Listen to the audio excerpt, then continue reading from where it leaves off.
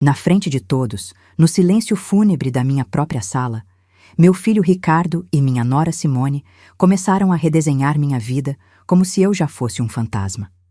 O cheiro de café requentado e das coroas de flores murchas, resquícios do velório do meu Alberto, ainda pairava no ar, uma névoa de luto que apenas eu parecia sentir. Simone, com seu celular em mãos, media a parede principal, seus lábios se movendo silenciosamente enquanto calculava o espaço para um novo painel de mármore.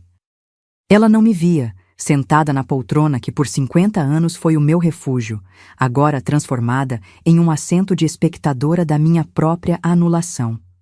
Cada clique do aplicativo dela soava como um prego sendo martelado no caixão da minha existência, um anúncio frio e calculado de que meu tempo naquele lugar, o santuário que construí com o amor da minha vida, estava prestes a terminar. Eles não estavam apenas planejando uma reforma, estavam metodicamente apagando cada vestígio da minha história. Antes de continuar, comente de onde você está assistindo. Eu adoro saber até onde minha voz chega. Isso fortalece nossa comunidade. Foi Ricardo quem quebrou o silêncio, sua voz um óleo falso tentando suavizar a aspereza de suas intenções. Mãe, a senhora não se importa se a gente começar a modernizar as coisas, não é? Ele não me olhou, seus olhos fixos na parede que sua esposa cobiçava, como se a própria estrutura da casa fosse mais digna de sua atenção do que a mulher que lhe deu a vida. A pergunta era uma formalidade vazia, uma cortesia cruel que não esperava resposta. Era uma declaração de posse. O nó que se formou em minha garganta era tão denso que me roubou as palavras, e eu apenas assenti, um movimento quase imperceptível de derrota. A ganância em seus olhos era um brilho cortante, uma luz fria que refletia o futuro que ele havia planejado para mim. Um futuro onde eu era apenas uma nota de rodapé em sua nova e luxuosa vida. Simone, despida de qualquer pretensão de decência, nunca se deu ao trabalho de fingir. Ricardo, querido, precisamos ver o que fazer com esses móveis antigos. São tão pesados. Deprimem o ambiente. Sua mão, adornada por anéis caros, deslizou com desprezo sobre a superfície do aparador de jacarandá que Alberto e eu havíamos comprado em nosso primeiro aniversário de casamento, com o dinheiro economizado de sacrifícios que ela jamais entenderia.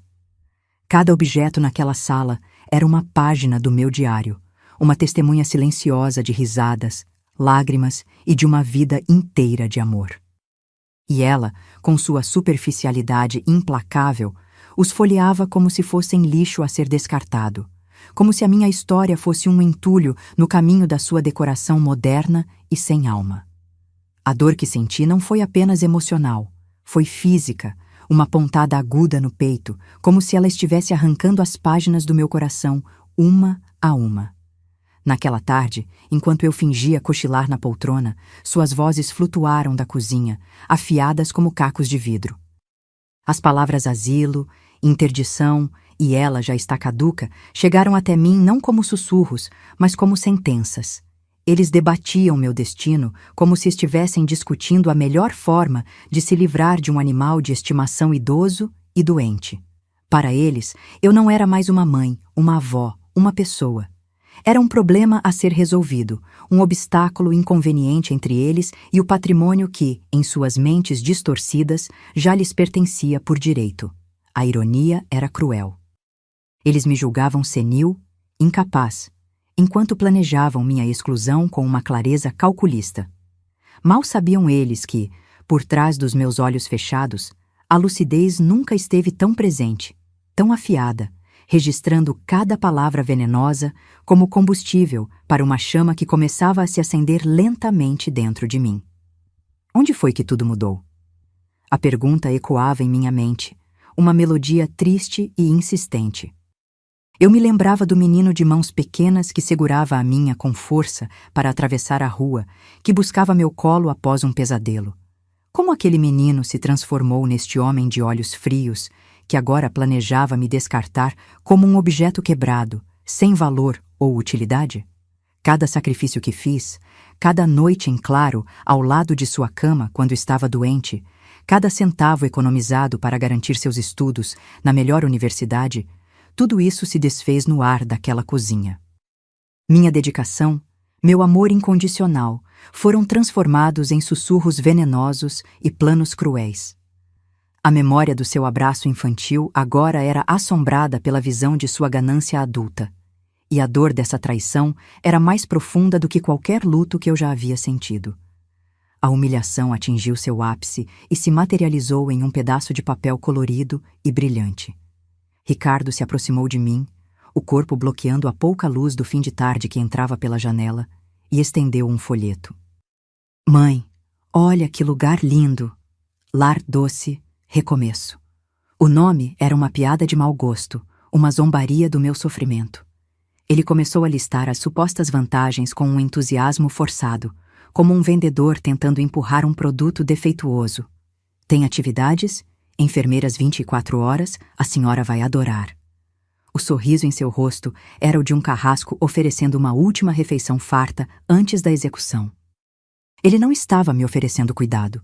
Estava me expulsando da minha casa, do meu mundo, da minha própria vida, com a desculpa esfarrapada de que era para o meu bem.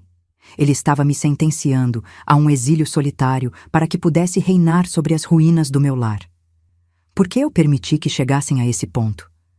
A pergunta me açoitava por dentro. Talvez tenha sido o amor de mãe, essa força cega e teimosa que se recusa a ver a escuridão nos olhos dos filhos. Talvez tenha sido a esperança tola, a fantasia de que o menino gentil que eu criei ainda estivesse em algum lugar sob aquela carapaça de cobiça e ingratidão. Meus olhos se fixaram no retrato de Alberto na parede, seu sorriso sereno parecendo me enviar uma mensagem silenciosa através do tempo. Ele sempre soube. Ele sempre viu a verdade neles, a semente da ganância que eu, em minha negação, me recusava a enxergar. Ele me avisou, com sua sabedoria tranquila, mas eu não quis ouvir. Agora, suas palavras retornavam como um eco, não de acusação, mas de força. Ele havia me preparado para isso, mesmo que eu não soubesse. De repente, a mão de Simone entrou no meu campo de visão, retirando o porta-retratos das minhas mãos com uma rispidez que me chocou. Deixa isso, Elvira. Precisamos ser práticos agora. A leitura do testamento é amanhã. Depois dessa formalidade, finalmente poderemos organizar nossas vidas. A palavra nossas foi dita com uma ênfase que me excluiu de forma definitiva, como se eu fosse uma peça de mobília a ser movida ou descartada conforme a conveniência. Para eles, minha vida já havia acabado junto com a de Alberto. Eu era apenas uma formalidade, um último obstáculo burocrático antes que pudessem colocar as mãos em tudo o que construímos.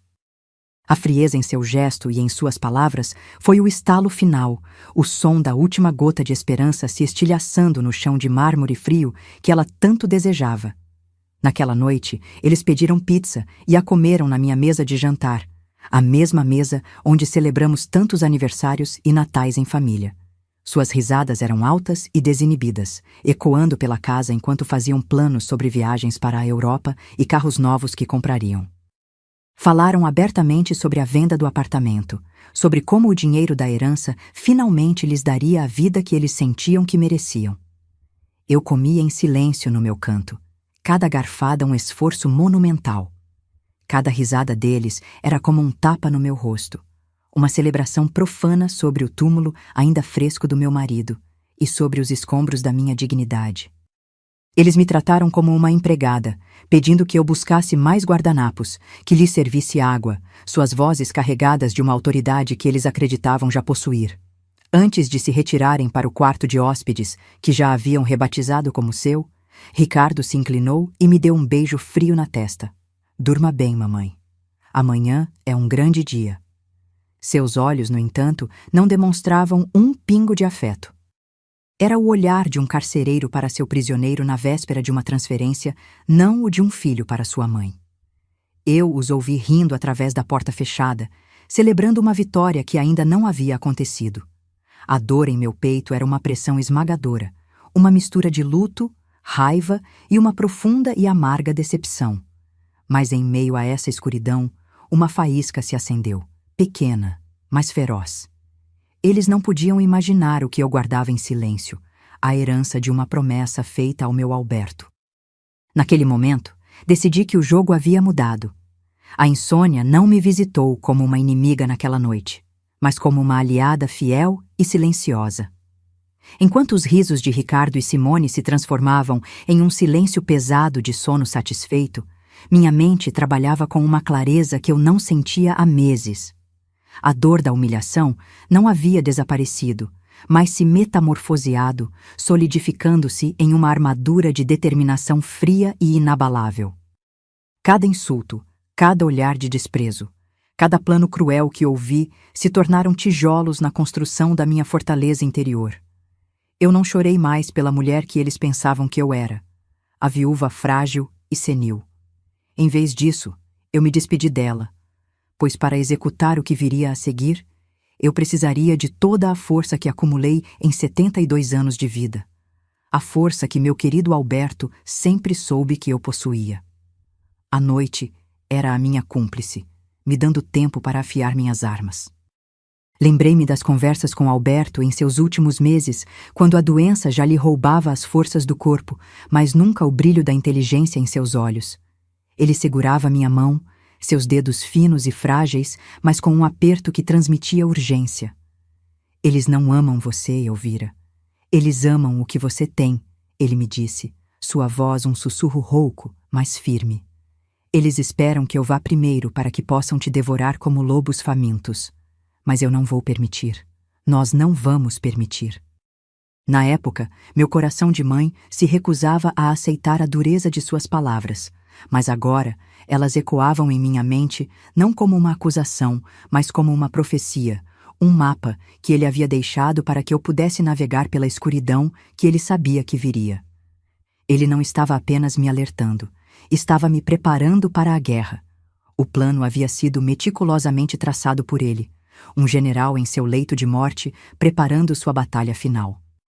Alberto, um homem que sempre esteve 3 passos à frente de todos em negócios e na vida, sabia que um confronto direto seria inútil. Eles usariam meu luto, minha idade, tudo contra mim. A estratégia exigia paciência, dissimulação e um ato final que os destruiria não com gritos ou acusações, mas com o peso esmagador da lei e da verdade irrefutável. Meu papel, ele explicou, seria o mais difícil. Eu deveria parecer exatamente como eles queriam me ver.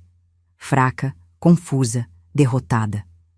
Tive que absorver cada insulto, cada gesto de desdém, cada plano cruel sussurrado, sem deixar que a fúria que fervia sob minha pele transparecesse em meu rosto. Foi a maior e mais dolorosa atuação da minha vida. O segredo crucial que eu guardava não era um documento que precisei encontrar em um fundo falso de gaveta. Era um conhecimento que florescia em silêncio dentro de mim. Alberto, em sua genialidade, havia redigido 2 testamentos com meses de diferença. O primeiro, mais antigo, dividia os bens de uma forma previsível, deixando uma parte generosa para Ricardo. Este documento foi estrategicamente deixado em uma pasta de fácil acesso em seu escritório, onde sabíamos que a curiosidade e a ganância de nosso filho o levariam. E ele o encontrou exatamente como previsto. A visão daquele papel foi a isca perfeita, o queijo na ratoeira, e ele a mordeu com a avidez de um animal faminto, sentindo-se esperto e vitorioso por ter descoberto o plano de seu pai. O segundo testamento, o verdadeiro, era uma obra-prima de simplicidade e poder. Foi assinado e registrado em cartório poucas semanas antes de sua morte, com a presença apenas de mim, dele e de nosso leal e discreto advogado, Dr. Mendes, um homem cuja integridade era tão sólida quanto o mogno de sua mesa. Este documento final continha uma única cláusula de disposição de bens, uma frase curta e devastadora que anulava completamente o anterior e reescrevia o futuro. Era a bala de prata que guardávamos, a carta final em um jogo que eles nem sabiam que estavam jogando. Mal sabiam eles que a fortuna que cobiçavam já estava protegida por uma muralha legal, que eles mesmos, em sua arrogância, jamais seriam capazes de escalar ou contornar. Enquanto eles dormiam o sono dos justos, sonhando com milhões que já consideravam seus, eu me levantei antes do amanhecer. A casa estava mergulhada na penumbra. Um silêncio que parecia carregar a expectativa do dia que viria. Fui até meu armário, passando a mão pelos vestidos pretos de luto que usei nos últimos dias. Ignorei todos eles. No fundo, envolto em uma capa protetora, estava o que eu procurava. Um tailleur de linho azul marinho, de corte impecável, elegante e imponente. Sapatos de salto baixo, mas firmes, que me dariam estabilidade. E na minha caixa de joias, um broche de pérolas que Alberto me deu em nosso aniversário de bodas de ouro. Não era uma roupa, era minha armadura para a batalha que se aproximava. Com as mãos firmes, peguei meu celular e enviei uma mensagem curta e codificada para o Dr. Mendes, como havíamos combinado meses antes. A mensagem dizia apenas: "O dia amanheceu. Estou pronta. Proceda conforme o combinado." A resposta dele veio em menos de 1 minuto, um farol de segurança na escuridão da madrugada. "O palco está montado, Dona Elvira. Aguardo você para o ato final." A cumplicidade em suas palavras me deu a tranquilidade que eu precisava para enfrentar as próximas horas. Não havia mais espaço para medo ou hesitação. O plano estava em movimento, uma engrenagem precisa e silenciosa que, em breve, esmagaria as ambições de meu filho e minha nora, e eles nem ouviriam o barulho até que fosse tarde demais. Olhei meu reflexo no espelho do quarto. As rugas em meu rosto contavam a história de uma vida de risos, preocupações e amor. Mas meus olhos continham o futuro. Não havia mais a névoa da tristeza neles, apenas uma calma gélida, a serenidade de uma predadora que sabe exatamente onde e quando dar o bote. A mulher que eles humilharam, a mãe que eles descartaram, havia sido deixada para trás naquela noite. A mulher que os encararia no escritório de advocacia era outra. Era a guardiã do legado de Alberto, a executora de sua última vontade e a arquiteta de sua própria justiça. Eles subestimaram a mulher que eu era, mas estavam prestes a conhecer a mulher que eu me tornei. Arrumei minha bolsa com uma precisão cirúrgica, cada gesto deliberado e carregado de significado.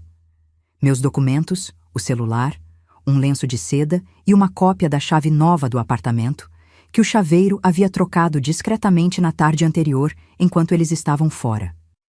O item mais importante, no entanto, era invisível, a dignidade que eles tentaram me roubar e que agora eu carregava como um estandarte. Cada passo que eu dava dentro da minha própria casa era um ato de retomada de poder. A viúva submissa estava sendo enterrada e, em seu lugar, uma matriarca renascia, não das cinzas do luto, mas do fogo da determinação. Eles não podiam imaginar o que eu guardava em silêncio. O primeiro raio de sol da manhã entrou pela janela, iluminando as partículas de poeira no ar que Simone havia criticado com tanto desdém no dia anterior. Um sorriso sutil e frio se formou em meus lábios. Era irônico. Em breve, a única poeira que restaria naquela casa seria a das cinzas de seus planos ambiciosos e de seus sonhos de uma vida de luxo construída sobre a minha dor. O sol não trazia apenas um novo dia, trazia o dia do julgamento.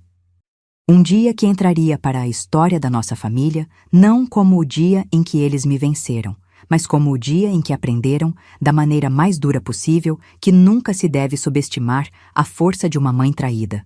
Quando saí do quarto, Ricardo e Simone já estavam de pé na cozinha, tomando café com uma pressa ansiosa. Estavam vestidos com suas melhores roupas, como se fossem a uma festa de gala, a celebração de sua vitória iminente. "Pronta, mamãe?" perguntou Simone, com aquele sorriso condescendente que não alcançava seus olhos frios e calculistas. A palavra mamãe saiu de seus lábios como um veneno adocicado, uma última tentativa de manter a fachada de nora preocupada. Eles se viam como os herdeiros prestes a tomar posse de seu reino, e eu, a rainha deposta sendo levada para o exílio.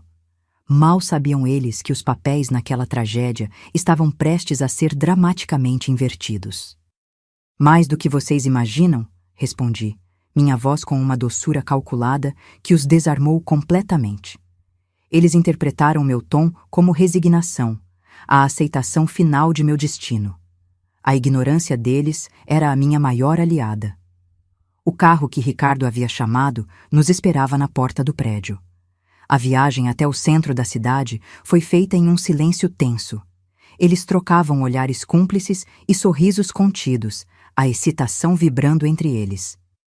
Para eles, aquele era o caminho para a riqueza, para a liberdade financeira, para a vida que sentiam que mereciam. Para mim, era o corredor da justiça, a última caminhada antes da execução de um plano perfeito. O escritório do Dr. Mendes ocupava um andar inteiro de um prédio imponente, um santuário de mogno, couro e segredos bem guardados, onde o ar parecia pesado com o peso de fortunas e destinos selados. Ricardo e Simone entraram com a arrogância de conquistadores, seus passos ecoando no mármore polido do saguão. Eles viam aquelas paredes como o portal para a sua nova vida. Eu as via como as paredes de um tribunal. O advogado nos esperava em sua sala de reuniões, a grande mesa de madeira escura refletindo a luz suave que entrava pelas janelas. Eles não podiam imaginar o que eu guardava em silêncio, a verdade contida nos papéis que repousavam sobre aquela mesa. Enquanto caminhávamos pelo corredor silencioso em direção à sala, senti o peso daquele momento. Era o clímax de meses de planejamento secreto, de dor suportada em silêncio. Ricardo colocou a mão em meu ombro, um gesto que pretendia ser de apoio, mas que para mim pareceu o toque de um carcereiro. "Está tudo bem, mãe."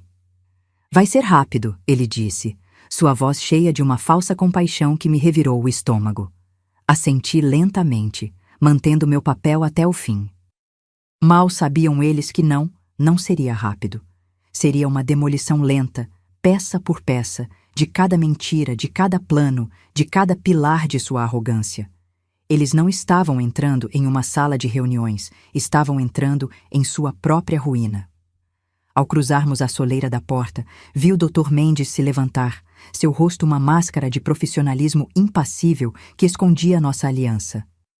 A pasta de couro contendo os 2 testamentos estava posicionada no centro da mesa, como uma bomba-relógio prestes a explodir. Ricardo e Simone se sentaram de um lado, ansiosos e impacientes. Eu me sentei do outro, ao lado do meu advogado, minha calma contrastando com a ganância febril deles. A porta se fechou atrás de nós com um clique suave, selando nosso destino naquela sala. O espetáculo estava prestes a começar, e eles, que se achavam os diretores, eram apenas os atores principais de uma tragédia que não escreveram. O escritório do Dr. Mendes era um santuário de mogno e couro, um lugar onde o ar parecia pesado com o peso de segredos e fortunas seladas para sempre. Ricardo e Simone entraram com a arrogância de conquistadores, seus passos ecoando no mármore polido do saguão, cumprimentando o advogado com uma familiaridade forçada que não foi correspondida. Eu me sentei em silêncio, minha postura ereta e a elegância do meu tailleur azul marinho contrastando violentamente com a imagem frágil e senil que eles haviam construído de mim em suas mentes. A grande mesa de madeira escura nos separava como um abismo, e eles, em sua ignorância, não faziam ideia de que estavam prestes a cair nele. Eles se viam como os herdeiros tomando posse de seu reino, enquanto eu os via como réus prestes a ouvir sua sentença final, uma que eu mesma havia escrito com a tinta da minha dor e da minha determinação. Eles se acomodaram de um lado da imponente mesa polida, a ansiedade vibrando neles como uma corda de violino esticada ao máximo. Eu e o Dr. Mendes nos sentamos do outro lado, uma fortaleza de calma e propósito. A separação física era um prenúncio claro e deliberado da divisão irrevogável que estava prestes a acontecer. Simone ajeitou sua bolsa de grife sobre a mesa, um gesto de ostentação prematura, como se já estivesse marcando seu novo território. Ricardo, incapaz de conter a agitação, tamborilava os dedos sobre a madeira, a impaciência brilhando em seu rosto como um letreiro de neon. Eles não estavam ali para uma leitura, estavam ali para uma coroação, e a pressa em colocar a coroa em suas cabeças os cegava para o machado que pairava logo acima. Cada segundo de silêncio era uma tortura para eles e uma sinfonia para mim. "Bom, vamos dar início aos procedimentos", disse Dr. Mendes, sua voz grave e ressonante enchendo a sala e silenciando o tamborilar ansioso dos dedos de Ricardo. "Estamos reunidos hoje para a leitura oficial do Último Testamento e última vontade do Sr. Alberto de Andrade." Ele abriu uma pasta de couro com uma lentidão calculada, e o som do papel sendo manuseado pareceu amplificado pelo silêncio tenso, cada folha virada um passo a mais em direção ao precipício. Meus olhos estavam fixos nos de meu filho, mas ele não me via. Seus olhos estavam grudados naqueles papéis, a fonte de todos os seus desejos, o mapa para o tesouro que ele sentia que merecia por direito, sem jamais ter feito nada para conquistá-lo. A ganância era uma fome que o consumia de dentro para fora, e ele estava prestes a descobrir que o banquete era veneno. Ricardo se inclinou para a frente, o corpo tenso de antecipação, os músculos do pescoço rígidos. Simone trocou um olhar cúmplice e vitorioso com ele, um pequeno sorriso de triunfo já se formando em seus lábios pintados de vermelho. Eles acreditavam piamente que aquele momento era o ápice de todos os seus planos, a recompensa merecida por sua crueldade, disfarçada de preocupação e cuidado filial. Eles haviam ensaiado aquele momento em suas mentes inúmeras vezes, imaginando a riqueza, o poder, a vida de luxo que se descortinaria diante deles assim que as palavras certas fossem ditas. Mal sabiam eles que a peça que estavam assistindo não era uma comédia sobre sua ascensão, mas uma tragédia sobre sua queda, e o roteiro havia sido escrito por um mestre que eles subestimaram fatalmente, meu falecido e genial marido. O advogado começou com as formalidades legais, lendo as cláusulas iniciais com uma lentidão que era uma forma requintada de tortura psicológica.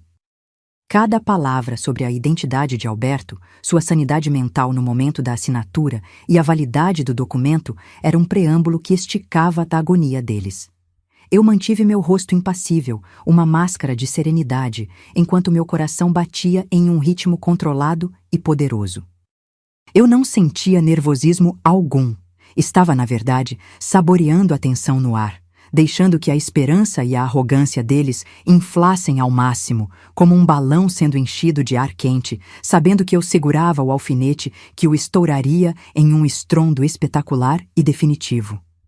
A espera era parte da punição, um aperitivo amargo antes do prato principal. Chegando à cláusula de disposição dos bens, continuou o Dr. Mendes, fazendo uma pausa dramática que pareceu durar uma eternidade. Ricardo prendeu a respiração, seus olhos arregalados e fixos no advogado. Pude ver em sua mente os cálculos frenéticos, os carros esportivos, as viagens para ilhas paradisíacas, a vida de luxo e ociosidade que ele acreditava estar a meros segundos de distância. Simone alisou o tecido de sua saia cara, um gesto nervoso que traía sua fachada de confiança. Eles estavam na linha de chegada de uma corrida que pensavam já ter vencido, sem perceber que a pista levava diretamente a um abismo. Aquele silêncio, carregado de ganância e expectativa, era a calmaria antes da tempestade perfeita que eu estava prestes a desencadear sobre suas cabeças. E então, a bomba explodiu, não com um estrondo, mas com a clareza cortante de uma lâmina de gelo. Doutor. Mendes limpou a garganta e leu, com uma dicção impecável e um volume que não deixava margem para dúvidas. Deixo, em minha plena capacidade mental e por livre e espontânea vontade, a totalidade de meus bens, móveis e imóveis, ações, investimentos e todos os valores depositados em contas bancárias para minha amada e fiel esposa, Elvira de Andrade, nomeando-a como minha única e universal herdeira. Cada palavra caiu sobre eles como uma pedra, uma a uma, construindo um muro intransponível entre eles e o dinheiro que tanto cobiçavam. A frase final, única e universal herdeira, ecoou na sala como o som de uma porta de cofre se fechando para sempre. O silêncio que se seguiu foi mais estrondoso do que qualquer grito que já ouvi.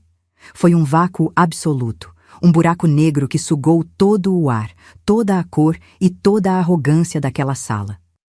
O sorriso no rosto de Simone congelou instantaneamente, rachando e se desfazendo como uma máscara de cera exposta ao fogo, revelando uma expressão de choque e incredulidade pura. Ricardo ficou pálido, a cor sumindo de seu rosto como se todo o seu sangue tivesse sido drenado para os pés. Seus lábios se moveram, mas nenhum som saiu. Era a imagem perfeita da derrota, o momento exato em que a realidade, dura e implacável, colide com a fantasia arrogante. Eles não estavam apenas surpresos, estavam aniquilados, e a batalha mal havia começado. Ricardo foi o primeiro a conseguir quebrar o silêncio paralisante. Sua voz saiu como um guincho agudo e incrédulo, quebrando a solenidade do ambiente. O quê? Não! Isso está completamente errado!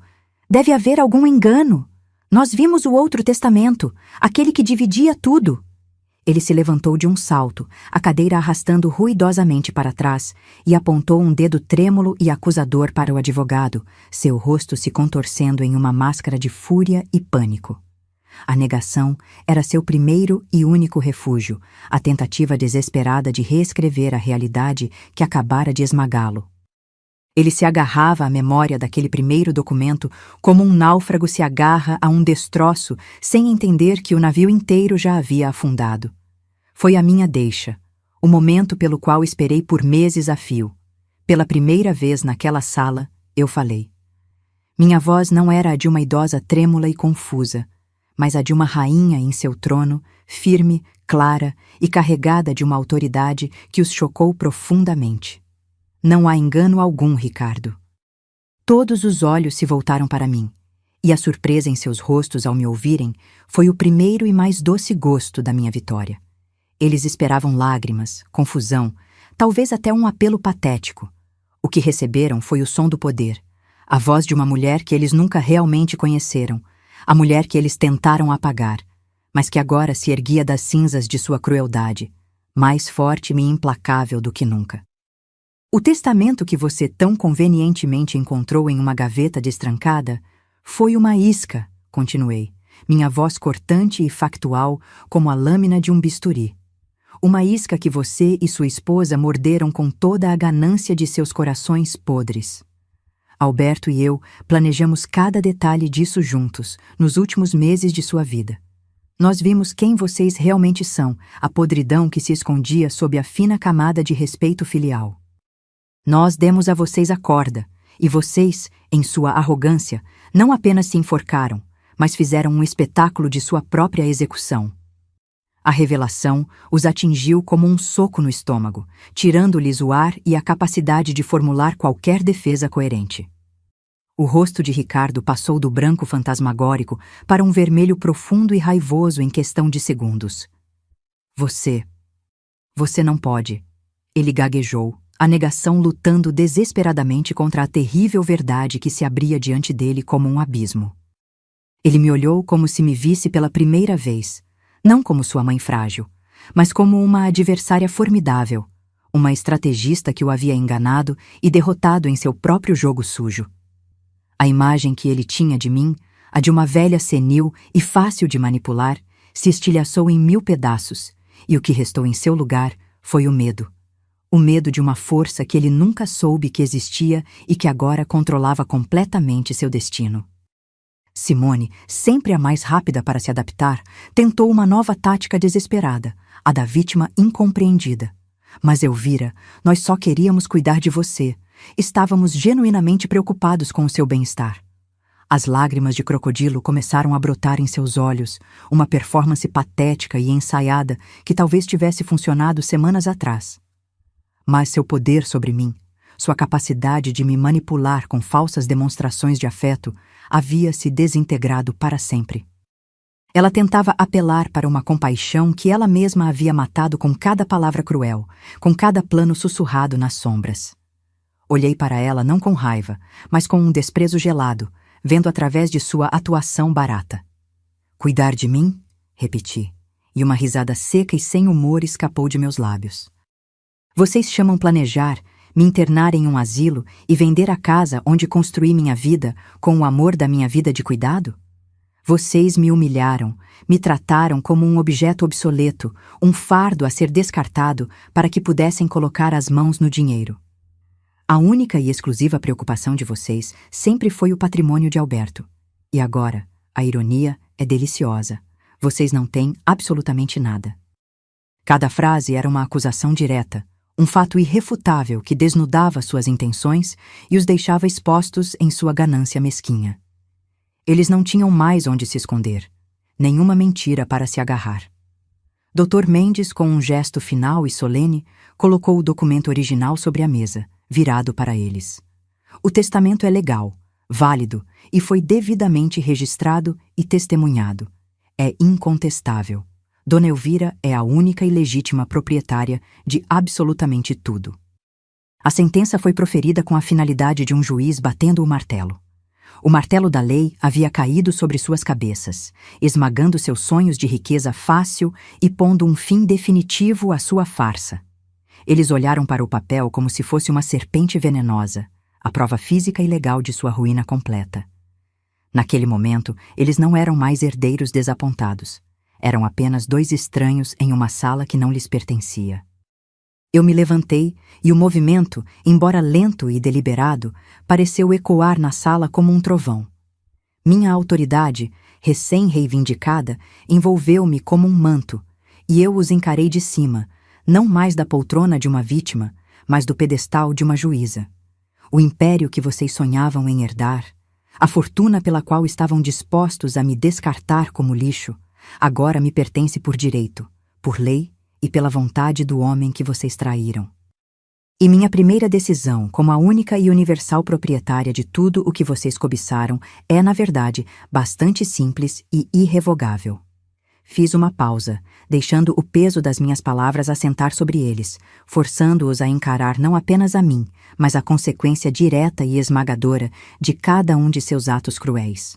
O silêncio na sala era a trilha sonora da sua ruína, e eu estava prestes a reger o ato final dessa ópera sombria que eles mesmos compuseram.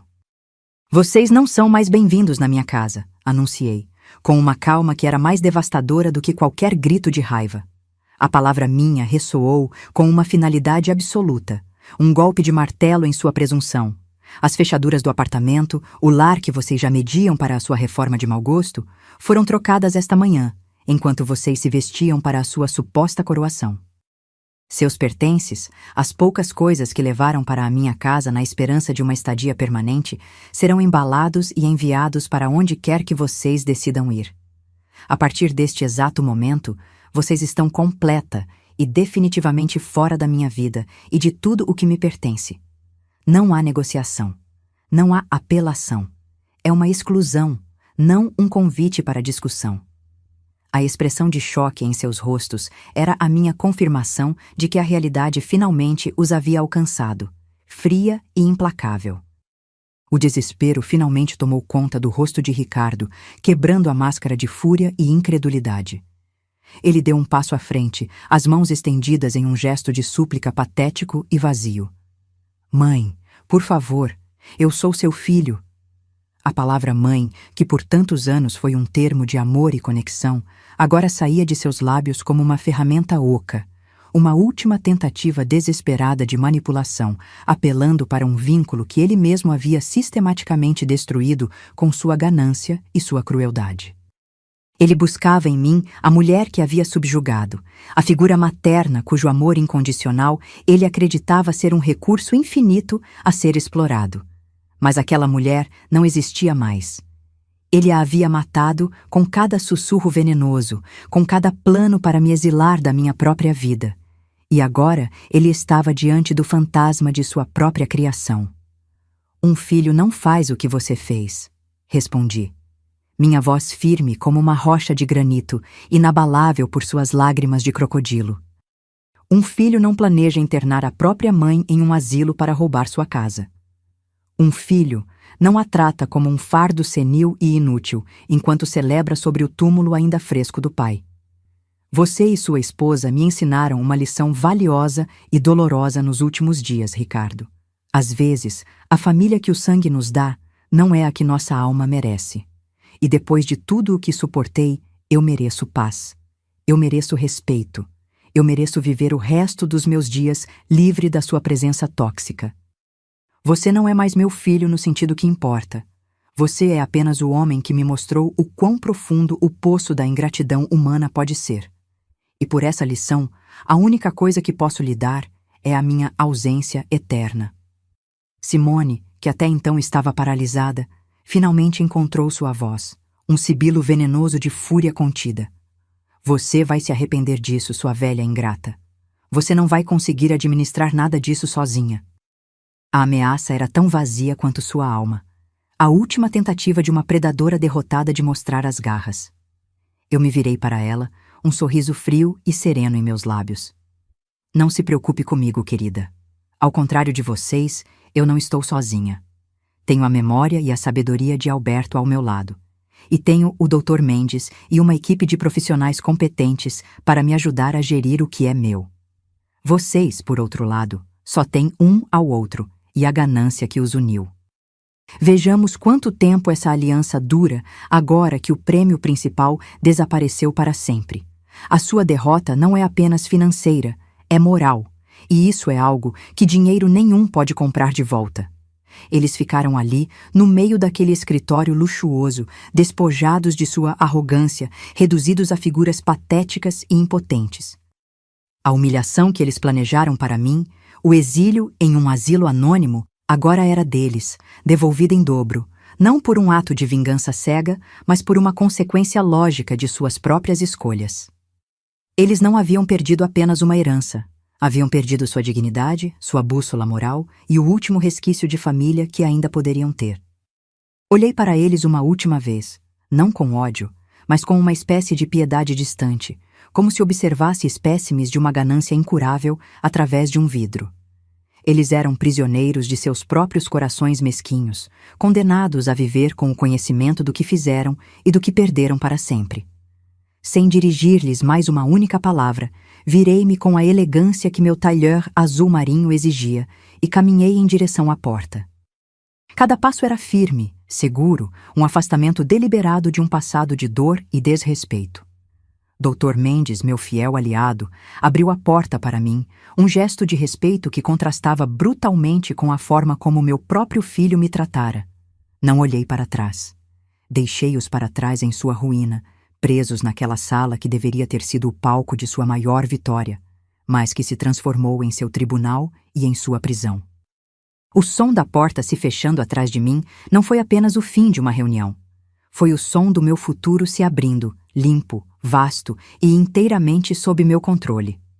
Ao sair para a calçada movimentada, o sol da tarde nunca me pareceu tão quente e acolhedor em meu rosto. Respirei fundo, sentindo o ar da liberdade preencher meus pulmões, limpando os últimos vestígios do ambiente tóxico que eu acabara de deixar para trás. Não era apenas sobre o dinheiro, as propriedades ou os bens materiais. Era sobre retomar o controle da minha narrativa, sobre provar a mim mesma e ao mundo que a idade não é sinônimo de fraqueza, e que uma mulher subestimada pode ser a mais perigosa das adversárias. Era sobre honrar a mim mesma, minha história e a memória do meu Alberto, que confiou em mim para executar nosso ato final de justiça. Eu não havia apenas vencido uma batalha legal, eu havia reconquistado minha vida. Eu não estava mais sozinha, presa em um luto explorado por abutres. Eu estava, pela primeira vez em muito tempo, verdadeiramente e gloriosamente livre. O futuro se estendia à minha frente, não como um caminho solitário e assustador em direção ao fim, mas como uma estrada aberta, cheia de possibilidades, um começo vibrante e promissor. Pensei em viajar, em ver os lugares que Alberto e eu sempre sonhamos em conhecer. Pensei em criar uma fundação em seu nome, em usar nosso patrimônio para fazer o bem, para transformar a dor em propósito. A justiça não foi apenas feita, ela foi conquistada, e com ela veio a paz. A paz de saber que a mulher que eles tentaram apagar havia renascido, mais forte e mais dona de si do que nunca. Se essa virada te trouxe alívio e um sentimento de que o certo finalmente prevaleceu, escreva justiça nos comentários e compartilhe esta história para que mais pessoas saibam. Nenhuma mulher, em nenhuma idade, deve ser subestimada, e nenhuma voz que clama por dignidade deve ser silenciada. Nossa força reside em nossa resiliência e na certeza de que, no final, a verdade sempre encontra uma maneira de se impor, restaurando a ordem e devolvendo o poder para as mãos de quem verdadeiramente o merece. A justiça pode tardar, mas quando chega, sua vitória é absoluta.